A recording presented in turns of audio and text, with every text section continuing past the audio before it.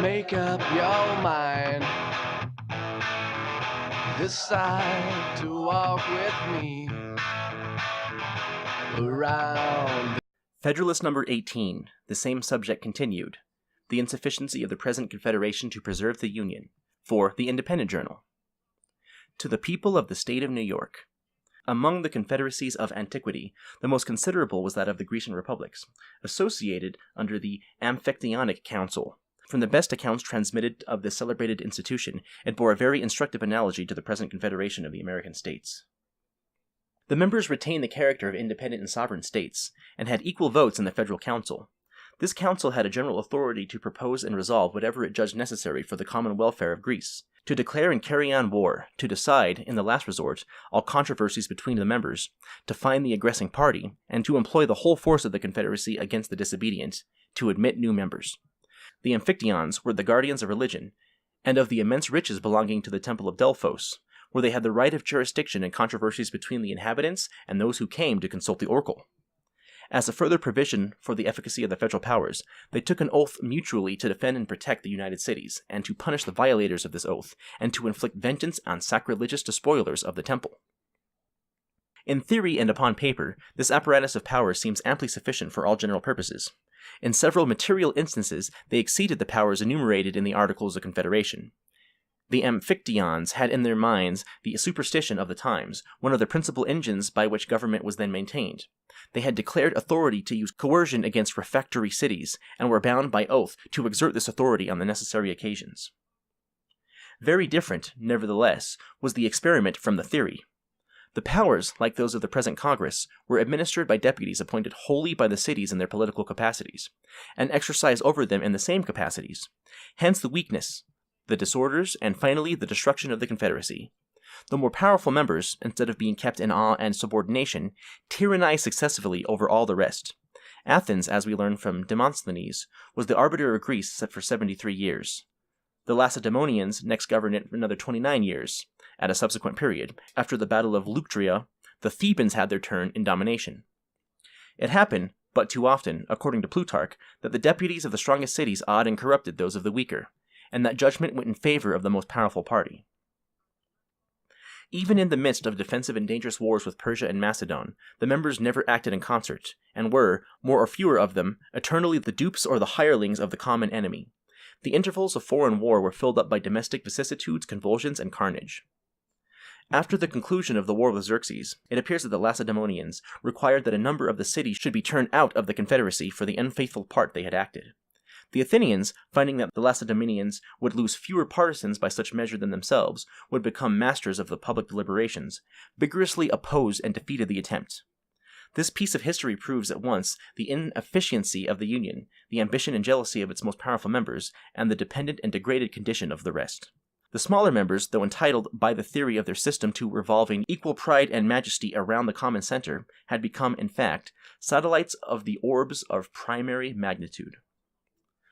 Had the Greeks, says Abbe Milot, been as wise as they were courageous, they would have been admonished by experience of the necessity of a closer union, and would have availed themselves of the peace which followed their success against the Persian arms, to establish such a reformation.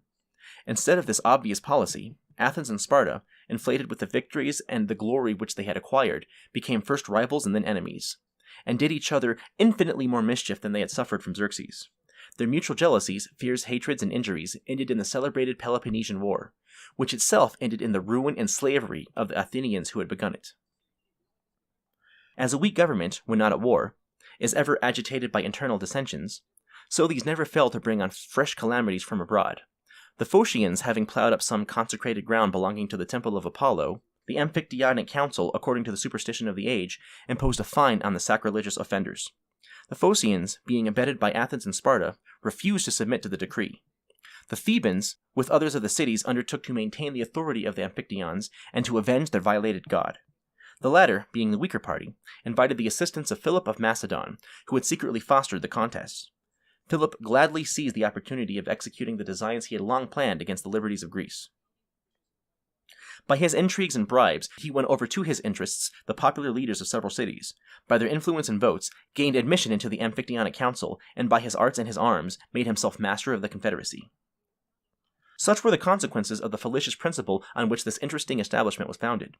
Had Greece, says a judicious observer of her fate, been united by a stricter confederation and preserved in her union, she would never have worn the chains of Macedon, and might have proved a barrier to the vast projects of Rome.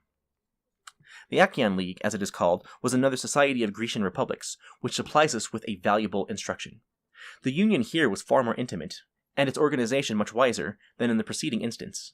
It will accordingly appear that though not exempt from a similar catastrophe, it by no means equally deserved it. The cities composing this league retained their municipal jurisdiction, appointed their own officers, and enjoyed perfect equality. The Senate, in which they were represented, had the sole and exclusive right of peace and of war, of sending and receiving ambassadors, of entering into treaties and alliances, of appointing a chief magistrate, or praetor as he was called, who commanded their armies, and who, with the advice and consent of 10 of the senators, not only administered the government in the recess of the Senate, but had a great share in its deliberations when assembled. According to the primitive constitution, there were 2 praetors associated with this administration, but on trial a single one was preferred. It appears that the cities had all the same laws and customs, and same weights and measurements, and the same money. But how far this effect proceeded from the authority of the federal council is left in uncertainty. It is said only that the cities were in a manner compelled to receive the same laws and usages. When Lacedaemon was brought into the league by Philopoemen, it was attended with an abolition of the institutions and laws of Lycurgus, and an adoption of those of the Achaeans. The Amphictyonic Confederacy, of which she had been a member, left her in the full exercise of her government and her legislation. The circumstance alone proves the very material difference in the genius of the 2 systems. It is much to be regretted that such imperfect monuments remain of this curious political fabric. Could its interior structure and regular operation be ascertained, it is probable that more light would be thrown on it by the science of federal government than by any of the like experiments with which we are acquainted. One important fact seems to be witnessed by all the historians who take notice of the Achaean affairs. It is, that as well after the renovation of the league by Aratus, as before its dissolution by the arts of Macedon, there was infinitely more of moderation and justice in the administration of its government, and less violence and sedition in the people, than were to be found in any of the cities exercising singly all of the prerogatives of sovereignty. The Abbé Mobley, with his observations on Greece, says the popular government, which was so tempestuous elsewhere, caused no disorders in the members of the Achaean Republic, because it was there tempered by the general authority of laws of the confederacy. We are not to conclude too hastily, however, that faction did not, in a certain degree, agitate their particular cities, much less that a due subordination and harmony reigned in the general system. The contrary is sufficiently displayed in the vicissitudes and fate of the Republic. Whilst the Amphictyonic Confederacy remained, that of the Achaeans, which comprehended the less important cities only, made little figure on the theatre of Greece. When the former became a victim to Macedon, the latter was spared by the policy of Philip and Alexander. Under the successors of these princes, however, a different policy prevailed. The arts of division were practiced among the Achaeans. Each city was seduced into a separate interest, and the union was dissolved. Some of the cities fell under the tyranny of Macedonian garrisons, others under that of usurpers springing out of their own confusions. Shame and oppression ere long awakened their love of liberty. A few cities reunited. Their example was followed by others, as opportunities were found of cutting off their tyrants. The League soon embraced almost the whole Peloponnesus. Macedon saw its progress, but was hindered by internal dissensions from stopping it. All Greece caught the enthusiasm and seemed ready to unite in one confederacy, when the jealousy and envy in Sparta and Athens of the rising glory of the Achaeans threw a fatal damp on the enterprise. The dread of the Macedonian power induced the League to court an alliance with the kings of Egypt and Syria, who, as successors of Alexander, were rivals of the king of Macedon. This policy was defeated by Cleomenes, king of Sparta, who was led by his ambition to make an unprovoked attack on his neighbors, the Achaeans, and who, as an enemy of Macedon, had interest enough with the Egyptian and Syrian princes to effect a breach of their engagements with the League. The Achaeans were now reduced to the dilemma of submitting to Cleomenes or of supplicating the aid of Macedon, its former oppressor. The latter expedient was adopted. The contests of the Greek always afforded a pleasing opportunity to that powerful neighbor of intermeddling in their affairs. A Macedonian army quickly appeared, and Cleomenes was vanquished. The Achaeans soon experienced, as often happens, that a victorious and powerful ally is but another name for a master. All that their most abject compliances could obtain from him was a toleration of the exercise of their laws.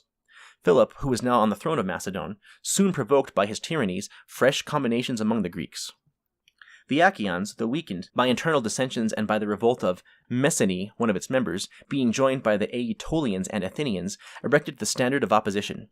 Finding themselves, though thus supported, unequal to the undertaking, they once more had the recourse to the dangerous expedient of introducing the succor of foreign arms.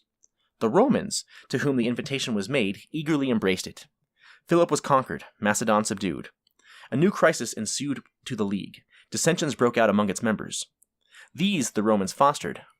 Callicrates and other popular leaders became mercenary instruments for invigilating their countrymen, the more effectually to nourish discord and disorder the Romans had, to the astonishment of those who confided in their sincerity, already proclaimed universal liberty throughout Greece. With the same insidious views, they now seduced the members from the League by representing to their pride the violation it committed on their sovereignty. By these arts, this union, the last hope of Greece, the last hope of ancient liberty, was torn into pieces, and such imbecility and distraction introduced that the arms of Rome found little difficulty in completing the ruin which their arts had commenced. The Achaeans were cut to pieces, and Achaea loaded with chains, under which it is still groaning at this hour. I have thought it not superfluous to give the outlines of this important portion of history, both because it teaches more than one lesson, and because, as a supplement to the outlines of the Achaean constitution, it emphatically illustrates tendency of federal bodies rather to anarchy among the members than to tyranny in the head. Publius. Rattle and roll. I said shake, rattle and roll. I said shake, rattle and roll. I said shake, rattle and roll. Well, you never do nothing to save me.